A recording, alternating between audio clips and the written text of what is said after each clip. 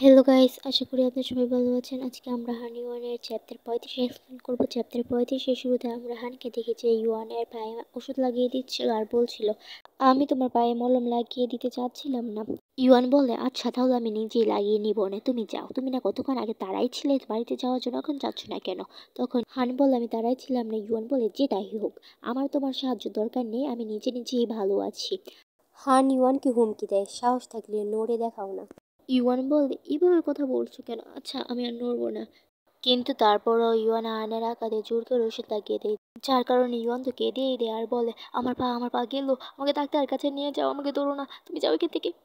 পরের সিনে আমরা ইউয়ানকে দেখি যে বিছানায় শুয়েছিল। তখন হানি এসে গোসল করার জন্য কাপড় নেয় আর ইউয়ানকে বলে, আমি আজকে রাত্রে এখানেই থাকবো। তখন ইউয়ান বলে, তোমার যেটা ইচ্ছা সেটা করো। কিন্তু হান যাওয়ার কিছুক্ষণ পরই ইউয়ান বিছানা থেকে উঠে আর বাথরুমের দিকে তাকায় আর ভাবে, এই ক্লাসগুলো দি ট্রান্সপারেন্ট। না সর্বনাশ, আমি যখন গোসল করছিলাম হানুকে আমাকে এভাবে দেখে ফেলেছে। তারা, আমি কেন একটা ছেলেকে গোসল করতে দেখছি? না, আচ্ছা শুধু একবার দেখবো, একবার। হান গোসল শেষ করে আসার পর ইউয়ান হানকে জিজ্ঞাসা, তুমি কি পাশের রুমের আওয়াজগুলো শুনছো? হান বলে, ওইখানে শোনার কি আছে? ইউয়ান বলে, ঠিক আমার মতে তুমি ছেলেদের বেশি প্রেফার করো মেয়েদের থেকে। তখন হান বলে, তুমি কি আবল তাবল বকছো? ইউয়ান বলে, আমি সব জানি। তুমি কি র্যানিউকে ডেট করছে না? অন্যথা তুমি ওকে কেন ছাদে কিস করবে? তখন হান বললে, অনেক দেরি হয়ে গেছে, তুমি ঘুমাও। ইউয়ান প্রশ্ন না বন্ধ করে জিজ্ঞাসা করে, তুমি আর র্যানিও কোন প্লেসে যাও? তুমি কখন জানতে পারো যে তুমি ছেলেদের পছন্দ করো? আর কিভাবে?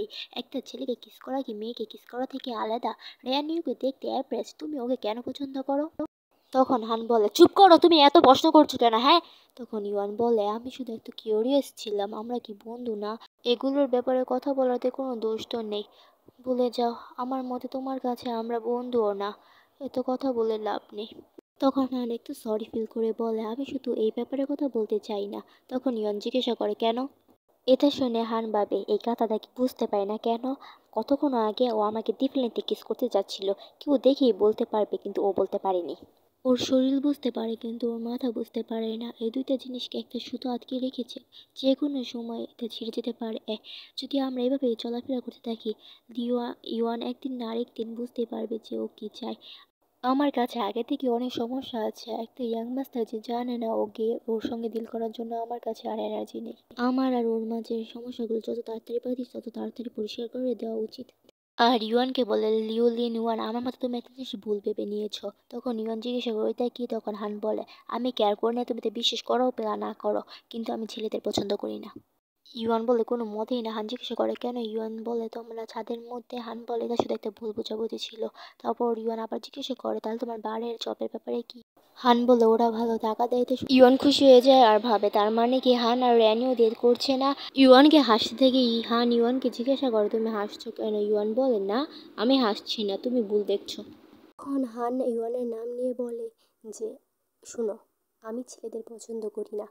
এটা শুনে ইউয়ান ভাবে, ওর বারবার এটাই কেন রিপিট করতে হয়? হান কন্টিনিউ করে বলে, আর আমি কখনো ছেলেদের পছন্দ করবো না, তুমি কি বুঝতে পেরেছ?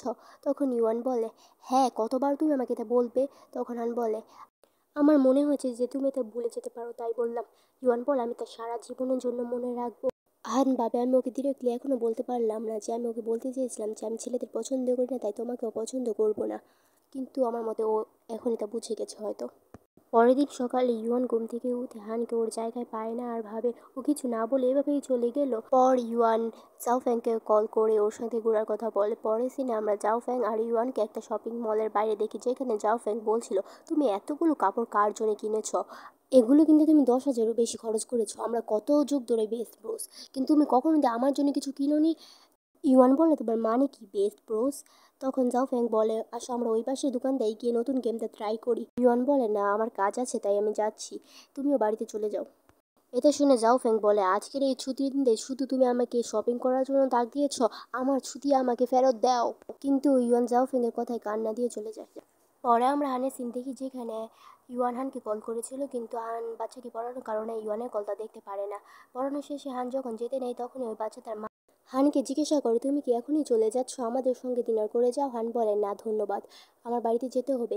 তখন ওই বাচ্চা তার মা বলে, বা ও এবার পরীক্ষায় ভালোই করেছে, তো আমার মনে হয় না ওর আরও এক্সট্রা টিউটরিং দরকার। নাও, এখানে 2,000 ইউয়ান হবে। হান বলে, আচ্ছা তাহলে এখন থেকে আমাদের টিউটরিং বন্ধ। কিন্তু যাওয়ার পথে হান ভাবছিল যে তাহলে আমি সামনের সপ্তাহ থেকে টিউটরিং থেকে 4,000 টাকা পাবো না, আমার অন্য একটা কাজ খুঁজতে হবে। কালকের পার্ট টাইম জব থেকে আমি 600 ইয়ন পেয়েছি, আমার কি আরেকটা পার্ট টাইম জব খোঁজা উচিত? কনভিনিয়েন্স স্টোরে এর টাকা কম দেয়, কিন্তু আমি ইচ্ছা মতন সময়ে কাজ করতে পারি। ওইখানে কর্মচারীরাও ভালো, আমরা ইচ্ছা মতো কাজের সময় বদলা বদলি করতে পারি। যাই হোক, আমার কাছে কয়েকদিনের খরচ আর মেডিকেল বিল দেওয়ার মতো টাকা আছে। পরের সিনে আমরা ইউয়ানকে হানের বাড়ির সামনে কয়েকটি শপিং ব্যাগ নিয়ে বসে থাকতে দেখি। তখনই হান আসে। হানকে দেখে ইউয়ান জিজ্ঞাসা করে, তুমি আমার কল পিক আপ করোনি কেন? আর হান ইউয়ানকে জিজ্ঞাসা করে, তুমি এখানে কি করছো? ইউয়ান বলে, আমি তোমার কাপড় পরেছিলাম তাই তোমাকে কিছু কাপড় দিতে এসেছি। হান বলে, আমি অলরেডি তোমাকে বলেছি যে আমার দরকার নেই এগুলো। ইউয়ান বলে, আমি কাপড়গুলো থেকে ট্যাগ ছিঁড়ে ফেলেছি আর এগুলো আমার সাইজ হলো না, তুমি যদি না পড়ো তাহলে আমিও পড়তে পারবো না। হান বলে, ডোনেট করে দাও। ইউয়ান বলে, তোমার মানে কি? আমি সম্পূর্ণ বিকালটা তোমার জন্য এই শপিং করতে খরচ করেছি আর তুমি আমাকে বলছো এগুলো ডোনেট করে দিতে? ইউয়ানকে এত রাগ করতে দেখে হান বলে, আমি শুধু মজা করছিলাম। পরে আমরা হানের বাড়ির ভিতরে সিন দেখি যেখানে হান ইউয়ানের আনা কাপড়গুলো দেখছিল। তখনই একটা ট্যাগ দেখতে পাই যেখানে একটা শার্টের দামই ছিল প্রায় 3,000 ইউয়ান। হানকে ট্যাগ চেক করতে দেখে ইউয়ান ভাবে, না, আমি কয়েকটা ছিঁড়তে ভুলে গেছি হয়তো। হান ইউয়ানকে বলে, এগুলো অনেক দাম, এগুলো আমি নিতে পারবো না, হয়তো এগুলো তোমার বড় হয় কিন্তু তুমি এগুলো পড়তে তো পারবে। এটা শুনে ইউয়ান তাড়াতাড়ি বলে, বেশি ভেবো না, এগুলো আমি ডিসকাউন্টে কিনেছি। হান বলে, আমি জানি তুমি নাইস হওয়ার চেষ্টা করছো, কিন্তু আমি এগুলো নিতে পারবো না। হানের কথা শুনে ইয়ন ভাবে, দেখে তো লাগে না ও রাগ করেছে, তাহলে ও এগুলো অ্যাকসেপ্ট করছে না কেন? ও আমার বার্থডে পার্টিতে ওয়েটার হিসেবে কাজ করতে পারে, কিন্তু আমার গিফট অ্যাকসেপ্ট করতে পারে না। হোয়াট দ্য হেল, আমার কেন খারাপ লাগছে ও আমার গিফট অ্যাকসেপ্ট করছে না বলে। আরেকটা স্যাড ফেস নিয়ে বলে, আমি সত্যি এগুলো তোমার মাপে কিনেছিলাম, কিন্তু যদি তুমি না চাও তাহলে তোমার নিতে হবে না, তাহলে এখন আমি যাই।